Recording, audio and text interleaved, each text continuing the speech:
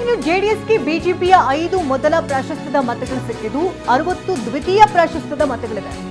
ಒಬ್ಬರನ್ನ ಹೊರತುಪಡಿಸಿ ಎಲ್ಲಾ ಬಿಜೆಪಿ ಶಾಸಕರಿಂದ ಮತದಾನವಾಗಿದ್ದು ಕೆಲವೇ ಕ್ಷಣಗಳಲ್ಲಿ ಎಚ್.ಕೆ. ಸುರೇಶ್ರಿಂದಲೂ ಕೂಡ ಮತದಾನ ಪ್ರಕ್ರಿಯೆ ನಡೆಯುತ್ತೆ. 62ಕ್ಕೆ 62 ಶಾಸಕರಿಗಾಗಲೇ ಮತದಾನ ಪ್ರಕ್ರಿಯೆಯಲ್ಲಿ ಪಾಲ್ಗೊಂಡಿದ್ದಾರೆ. ಜೆಡಿಎಸ್ಗೆ ಇದೀಗ ಬಿಜೆಪಿಯ 5 ಮೊದಲ ಪ್ರಾಶಸ್ತ್ಯದ ಮತಗಳು ದೊರೆತಿದ್ದು 60 ದ್ವಿತೀಯ ಪ್ರಾಶಸ್ತ್ಯದ ಮತಗಳು ದೊರೆತಿದೆ ಅಂತ ಹೇಳಲಾಗ್ತಾ ಇದೆ. ಒಬ್ಬರನ್ನು ಹೊರತುಪಡಿಸಿದಂತೆ ಎಲ್ಲ ಬಿಜೆಪಿ ಶಾಸಕರಿಂದ ಮತದಾನ ಆಗಿದೆ. ಹಾಸನ ಶಾಸಕರಂತ ಸ್ವರೂಪ್ ಪ್ರಕಾಶ್ ಆಗ್ಬೋದು, ಅದೇ ರೀತಿಯಾಗಿ ಜಿ.ಟಿ. ಹರೀಶ್ ಎಲ್ಲರೂ ಕೂಡ ಹೋಗ್ತಾ ಇದ್ದಾರೆ. ಈಗಾಗಲೇ ಶಾಸಕಾಂಗ ಪಕ್ಷದ ನಾಯಕ ಸುರೇಶ್ ಬಾಬು ಅವರನ್ನು ನಾನು ಮಾತಾಡಿಸ್ತಾ ಹೋಗ್ತೀನಿ. ಸರ್, ಈಗ ಅಡ್ಡ ಮತದಾನದ ಆತಂಕದಲ್ಲೇ ಈಗಾಗಲೇ ಈ ಒಂದು ಚುನಾವಣೆ ನಡೀತಾ ಇದೆ, ಏನ್ ಹೇಳ್ತೀರಿ? ಖಂಡಿತ ನಮ್ಮಲ್ಲಿ ಆ ಥರದ್ದು ಯಾವುದೂ ಕೂಡ ಇಲ್ಲ. JDS ನಲ್ಲಿ ಎಲ್ಲರೂ ಕೂಡ ಆತ್ಮಸಾಕ್ಷಿಯಾಗಿ ನಮ್ಮ ಪಕ್ಷದ ಅಭ್ಯರ್ಥಿಯಾದಂಥ ಗೋವಿಂದರಾಜ್ ಅವರಿಗೆ ಮತ ಹಾಕೋದಕ್ಕೆ ಪ್ರಾಮಾಣಿಕವಾಗಿ ಎಲ್ಲ ನಮ್ಮ ಶಾಸಕರು ಕೂಡ ತೀರ್ಮಾನವನ್ನು ನಮ್ಮ ವರಿಷ್ಠರ ಆದೇಶದಂತೆ ಮಾಡ್ತಾ ಇದ್ದೀವಿ. ಅದರಲ್ಲಿ ನಮ್ದೇನು ಅದರಲ್ಲಿ ಆತಂಕ ಇಲ್ಲ.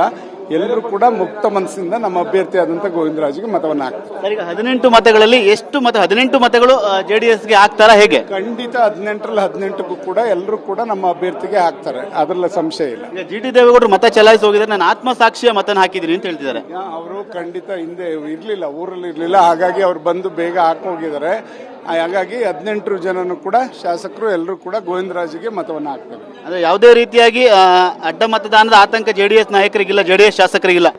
ಖಂಡಿತ ಇಲ್ಲ. ನಾವೆಲ್ಲ ಪ್ರಾಮಾಣಿಕವಾಗಿ ನಮ್ಮ ಅಭ್ಯರ್ಥಿಯಾದಂಥ ಗೋವಿಂದರಾಜ್ಗೆ ಮತ ಹಾಕೋದು ನಮ್ಮ ವರಿಷ್ಠ ತೀರ್ಮಾನದಂತೆ ನಾವೆಲ್ಲರೂ ಕೂಡ ನಮ್ಮ ಅಭ್ಯರ್ಥಿಯಾದಂಥ ಗೋವಿಂದರಾಜ್ಗೆ ಮತವನ್ನು ಹಾಕೋದಕ್ಕೆ ನಾವೆಲ್ಲರೂ ಕೂಡ ತೀರ್ಮಾನ ಮಾಡಿದ್ವಿ. ಅದ್ರಲ್ಲಿ ನಮ್ಗೆ ಯಾರಿಗೂ ಕೂಡ ಸಂಶಯ ಇಲ್ಲ. ಬಿಜೆಪಿ ಮತಗಳು ಬರುತ್ತೆ, ಇನ್ನು ಹೆಚ್ಚುವರಿ 4 ಮತಗಳು ಬರುತ್ತೆ. ಬಿಜೆಪಿಲಿ ಇರ್ತಕ್ಕಂಥ ಹೆಚ್ಚುವರಿ ಮತಗಳು ಕೂಡ 4 ಬರ್ತದೆ.